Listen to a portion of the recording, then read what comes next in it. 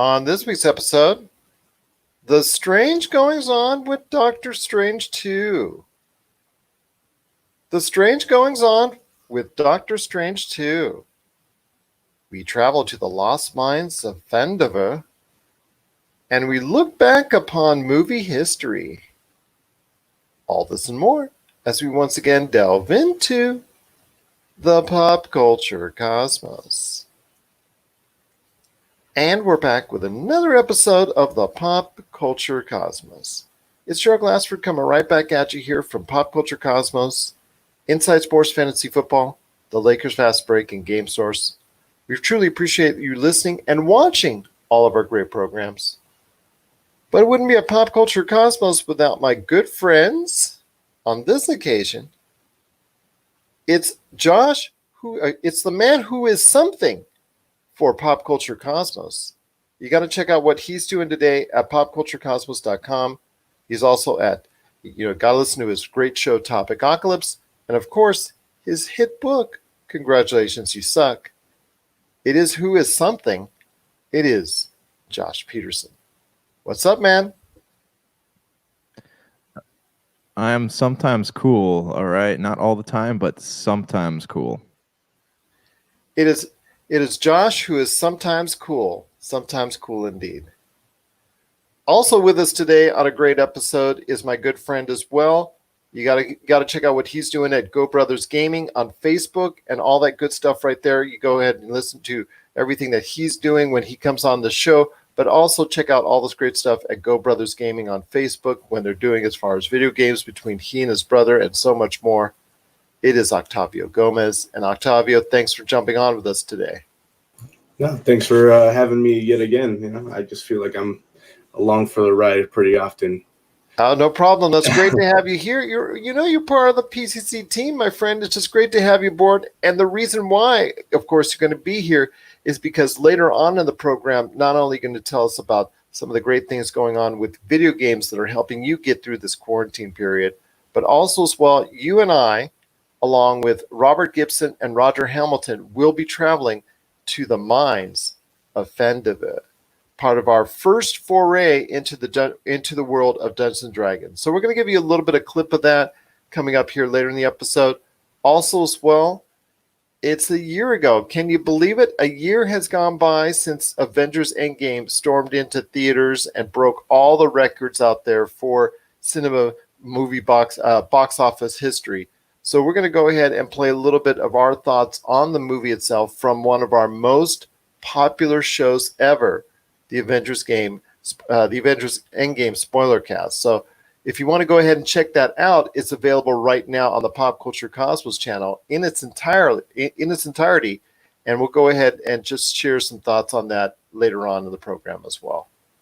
But speaking of Marvel, a little bit of the interesting news popped up is Doctor Strange 2, which was once slated for a May 2021 release, is getting pushed back again.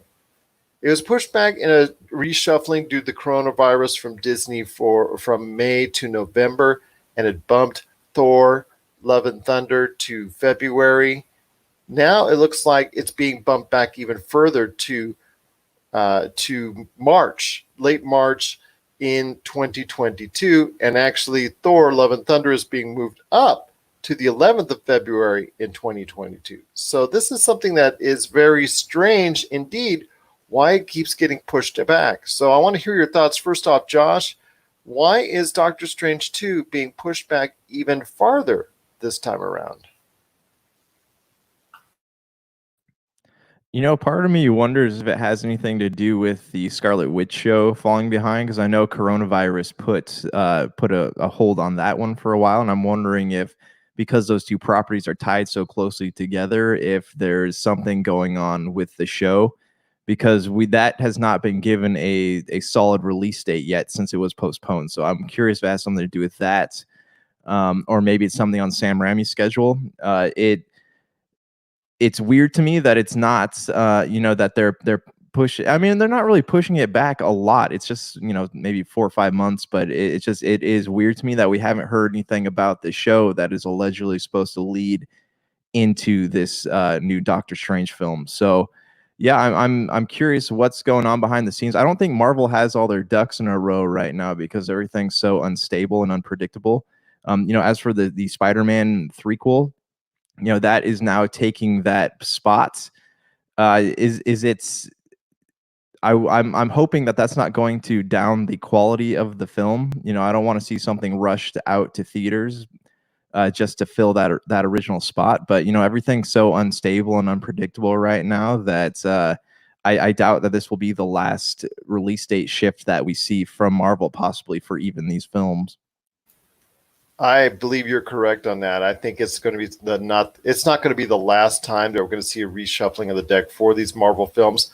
But you got to remember, now that makes, as of now, Doctor Strange 2 the last film on the tail end of Phase 4.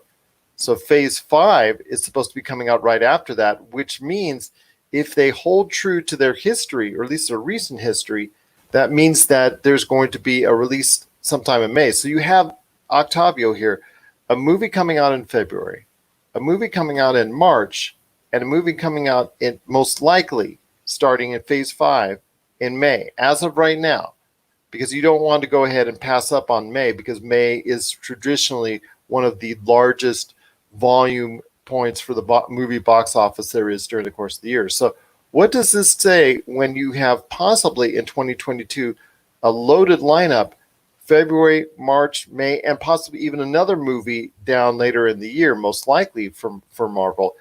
Could this be a point where in 2022 a lot of people are saying, I've had enough, I've had too much Marvel? Well, honestly, I think it just depends on how much people are going to enjoy the upcoming titles. Marvel has hit it in such a way that I think people don't really get tired of them, because they've been doing it for such a long time, and they keep just hitting you with surprises, and they always pull something out of a bag in a tight spot, because I feel like they know what they're doing at some point down the line, especially with all these pushbacks. I feel like they're finding a way to work around it fairly well. I could just be giving them a really high benefit of the doubt, but I think they're going to handle it pretty elegantly, I guess. Well, I'm not going to say I disagree with you on that. I'm just thinking that it's going to be Marvel after Marvel after Marvel. Josh, I want to ask you this: if you can, the general audience, I mean, the Marvel fans and the hardcores will go ahead and see it, but there's a possibility one of those movies could get shortchanged just because simply you have too much Marvel within a short period of time.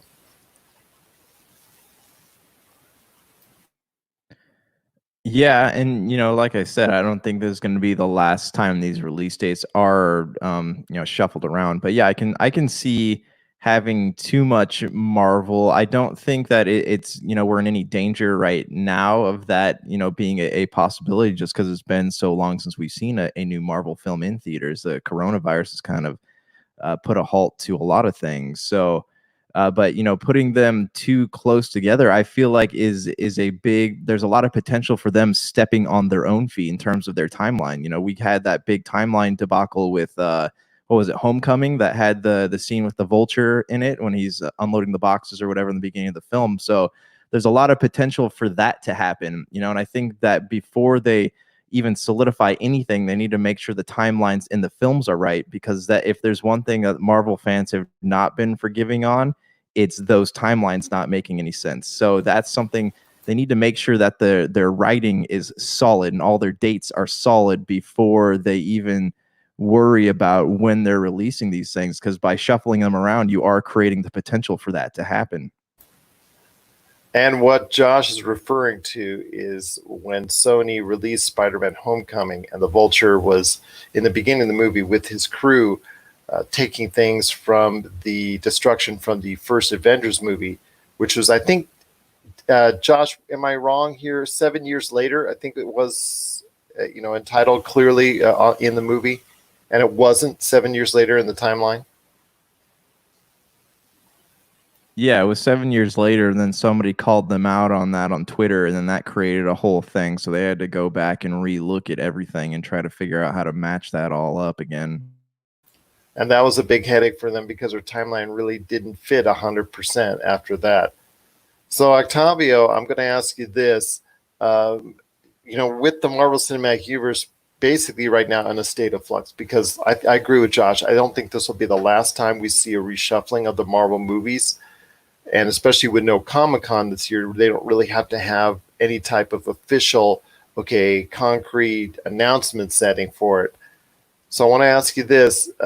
Is this going to be the last time you're going to see a Marvel reshuffling anytime soon, or are you going to go ahead and see more Marvel movies mixed around? I think because of the way things have just been going already, they want to have it locked down, but I don't think that's a promise. I think there might be more to come later, just because the virus keeps creating a bit of like a sense of uncertainty. We keep pushing things around, and I think they're not certain either, not just quite yet, especially because there's still a lot of production to go into these things, and there's still a lot of people who have to work on these things, and I don't know if they want to risk, sickness of those that are working for them. So I'll leave you with this, Josh. I want to ask you this as a last question for you. That leaves 2021 with Eternals and Shang-Chi, because Shang-Chi was moved back, the Eternals were moved back. So right now you have Eternals coming in February of 2021 and Shang-Chi in May. Nothing else behind it for the rest of the year.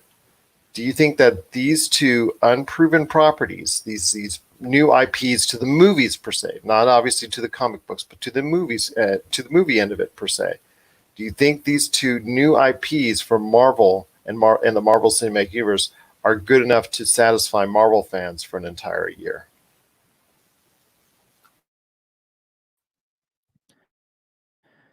I mean, that's the hope, right? I mean, they took a huge risk with a film like Guardians of the Galaxy. Like that was an IP that nobody had ever heard of. The kids who grew up watching X-Men in the 90s got a brief, little taste of what the Guardians of the Galaxy were because the whole relationship between Star-Lord and Cyclops. But that was something that people didn't really know a lot about, and they were pleasantly surprised by how well it did. So I think that Marvel's kind of banking on that magic to happen twice with Shang-Chi and the Eternals.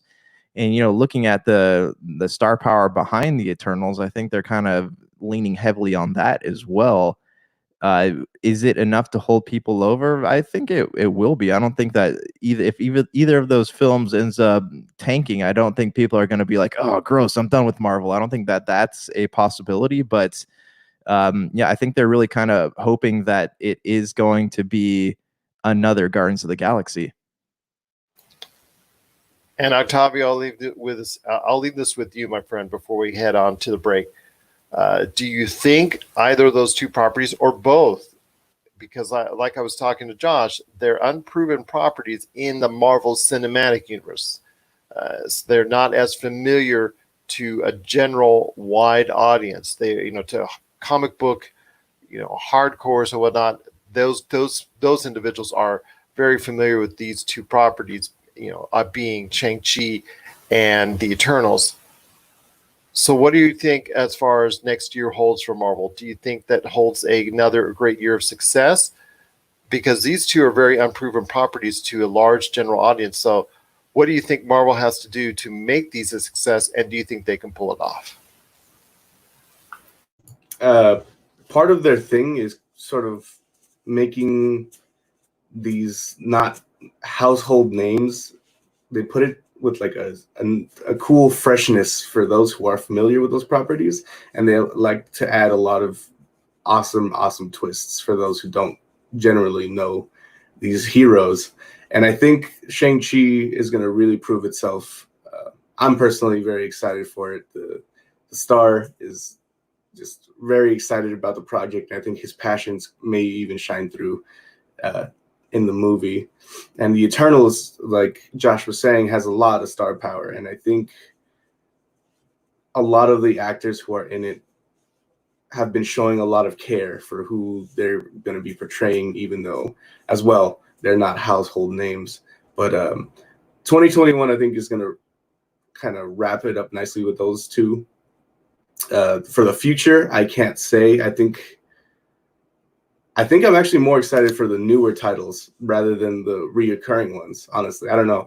I think it's just a matter of I have yet to see what they're going to do with these new heroes in the universe. Like it's not that I don't dislike the ones that are coming back. I definitely am excited for Spider-Man and Doctor Strange, but I really am just genuinely curious to see what's going to happen with these new ones.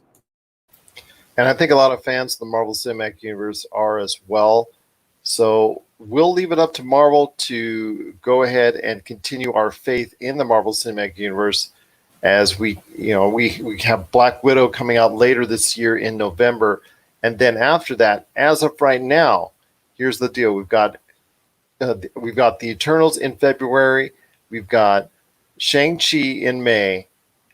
We'll see what happens with that and see if general audiences are also going to be as adapting to the Marvel Cinematic Universe in that fashion in 2021. Because, as I said before on a previous episode, they're taking a big gamble on what's going on for next year with these unproven properties for the Marvel Cinematic Universe. But we'll wait and see what holds for that. And 2022, that's going to be something even more strange when Doctor Strange 2 heads over to March. And as of now, in the beginning of February, we now have moved up Thor, Love and Thunder, and who knows what's coming right after that, because that's the end of Phase 4. So Phase 5 is supposed to be coming up right after that, and they're going to come up with something in May, whether it's Doctor Strange 2 move back to May or something else. A lot of plans are changing right now at Marvel, so that's something to keep an eye on right here at the Pop Culture Cosmos. What's your thoughts out there on Doctor Strange 2 being pushed back even farther? Are you disappointed? Are you still excited for the movie, as it's scheduled to come out in March of 2022? Share us your thoughts, popculturecosmos@yahoo.com. Well, coming up after the break, it's some of our thoughts from one of our most popular episodes.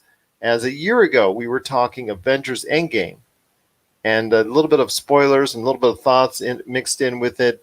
We're going to go ahead and play a little clip from that coming up right after the break. And then after that, Octavio, myself, Roger Hamilton, and Robert Gibson, we took a trip. In fact, for myself for a long time, for decades, and for Octavio, his first trip, we took a trip to the Lost Mines of Vandover. And you can hear a little bit of a clip from that as well later on in the program.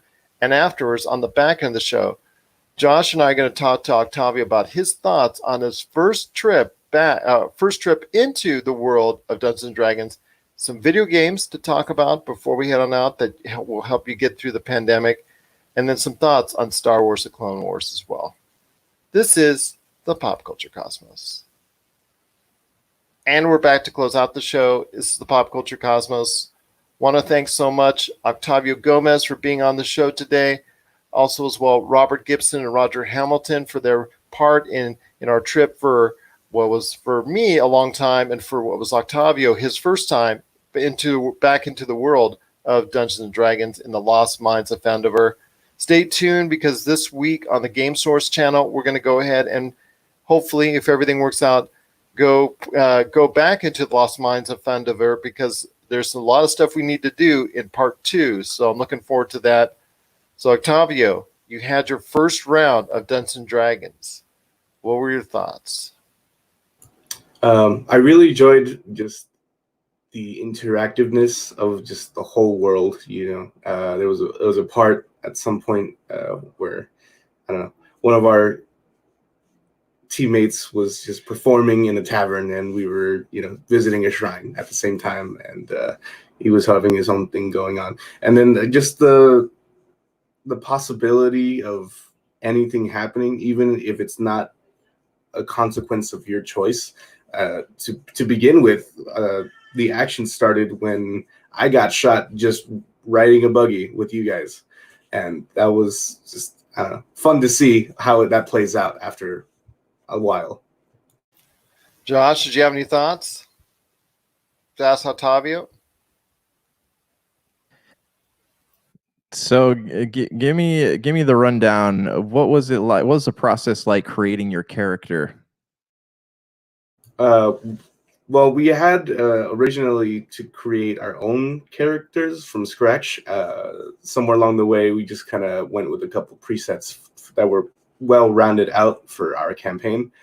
So I had actually a lot of work done for me, fortunately enough, because it looks pretty complicated. But at the same time, I still do want to go back and maybe try building my own character. But I picked a dwarf cleric. I was originally going to be something else, but I figured we needed a healer somewhere along the way, and it only worked out for me because I don't think any of us really got hurt all too bad. So I had to heal myself, but it came, in handy. But the backstory was already made, and they already have personality traits, backgrounds, statistics. It's all just really, really in depth and fun. And that's the one thing we learned, that not only, like Octavio says, that he and I were experimenting with creating our own characters and creating our own world, or being part of our own world, being part of a world that is going to be created for us. There was also what we actually got into because of certain circumstances. We had to go ahead and change DMs at the last minute due to an emergency. That there's already so much out there that's already pre-made.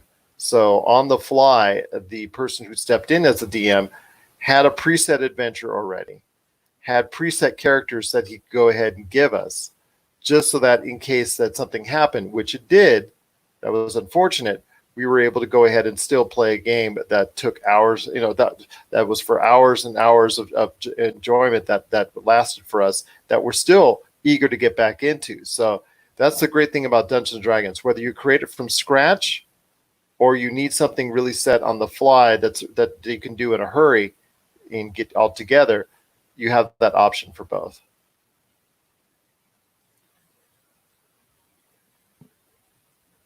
Yeah, it's a fun game. I love some DMs put a little more care into the story, and some don't. Like, some make it up on the fly, and some truly prepare for every scenario. So I guess it depends on your style of playing, but there really is, there's no right or wrong way to do it, and that's what kind of makes it so much fun to play.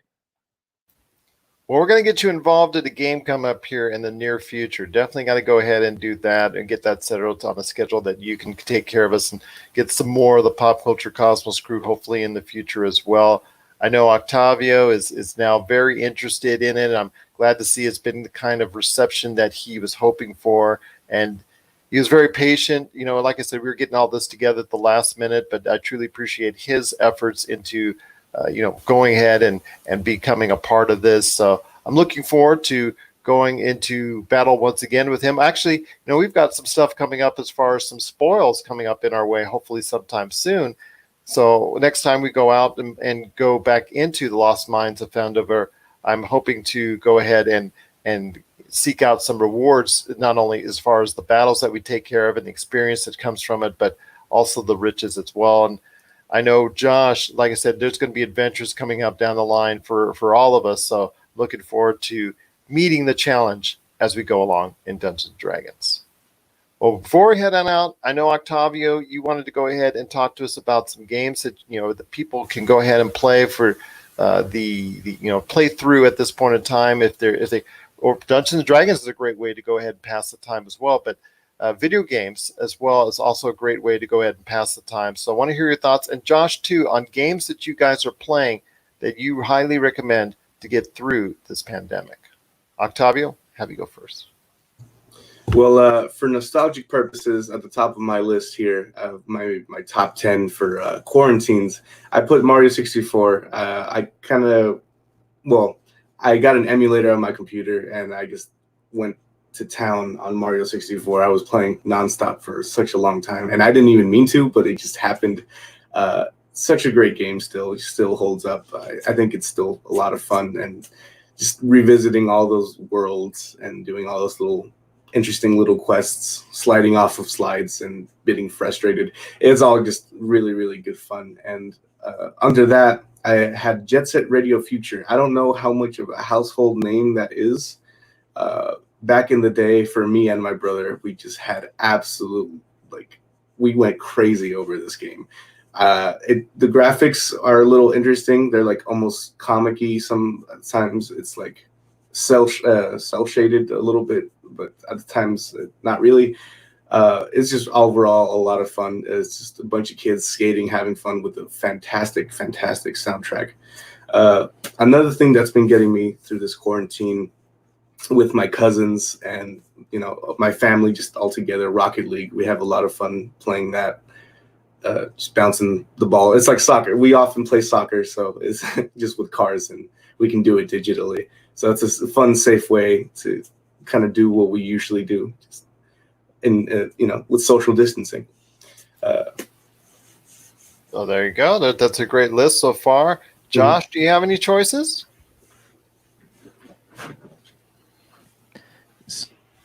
So right now I am playing the Final Fantasy VII remake, and this is the first. Like, I love this game. Like, it is so good. It's so well put together, and it's very, very cinematic, which is appropriate because when the first Final Fantasy VII came out, that was one. I think 6 might have done this too, but this was the first time they really experimented with those like beautiful CGI cutscenes.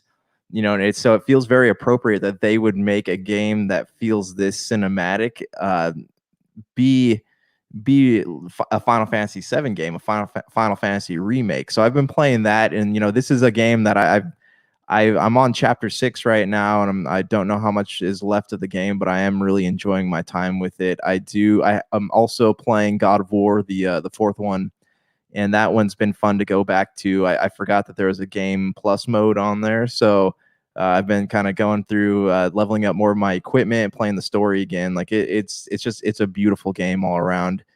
Other than that, I would like to have some time to jump into Link's Awakening. I know Zelda games take a long time to play, so this feels like the right time to do it. But those are kind of what's keeping me going through these quarantine times. What about you, Gerald? What are you playing? Right now, I'm just going back into Mass Effect. I think Mass Effect for me has always been something that's near and dear to my heart. So, taking it one step at a time and getting back into the world of Mass Effect.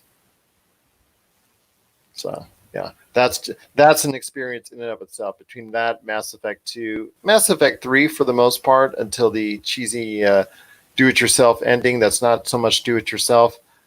I think other than that, the trilogy there is a Mass Effect is just truly something outstanding, and I think it's something everybody. If you haven't gotten into the Mass Effect trilogy, but you like those space operas, there's nothing better than Mass Effect to go ahead and get you through until you get to Mass Effect Andromeda. But we won't go there.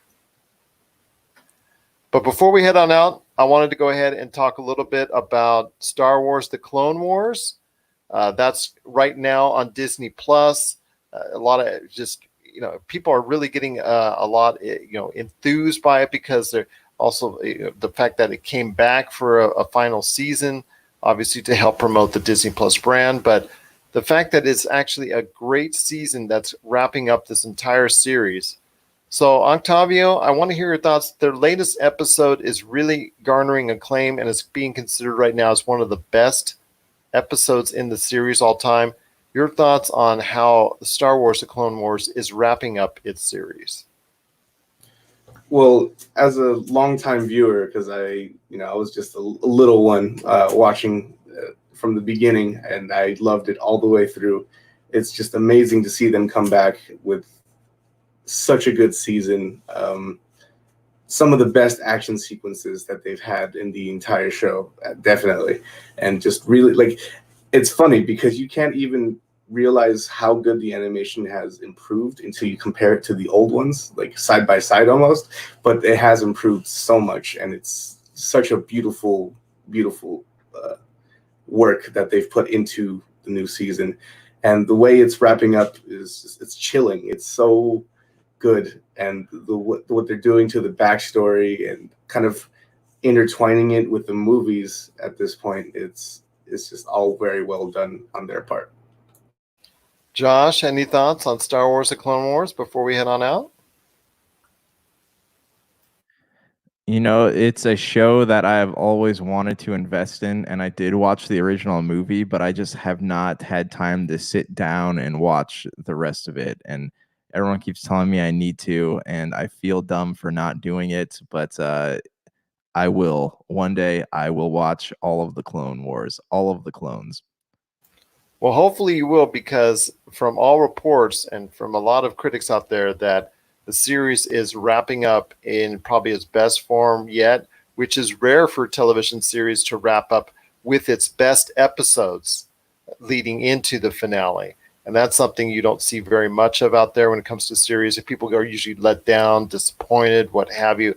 But it looks like Star Wars: The Clone Wars, for now, is wrapping up in the best way possible. What are your thoughts out there on Star Wars: The Clone Wars? Are you catching the episodes on Disney Plus? Share us your thoughts, popculturecosmos@yahoo.com. All right, guys. Octavio Gomez, just great having you aboard. Josh Peterson, once again, my friend, as always, great to have you aboard as well. Any last thoughts, guys, before we head on out? Shout out Ray Park for doing the animations for Darth Maul still.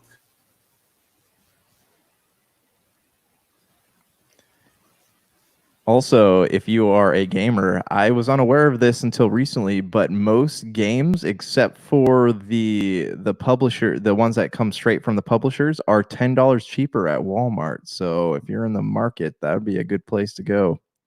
Save a little money. Save a little money indeed. And don't forget, if you can, please support all of our shows. 5-star rating wherever you can on Apple Podcasts or wherever you go ahead and make reviews. Like, subscribe, whatever you can do to help us out. We truly appreciate it from all of our shows right here at the Pop Culture Cosmos. So for Octavio Gomez and Josh Peterson, this is Gerald Glassford. It's a beautiful day in paradise right here in the Pop Culture Cosmos. Pop Culture Cosmos. We thank you for listening. And here's hoping you have yourself, I gotta wait for Josh, 6-second delay, a great day.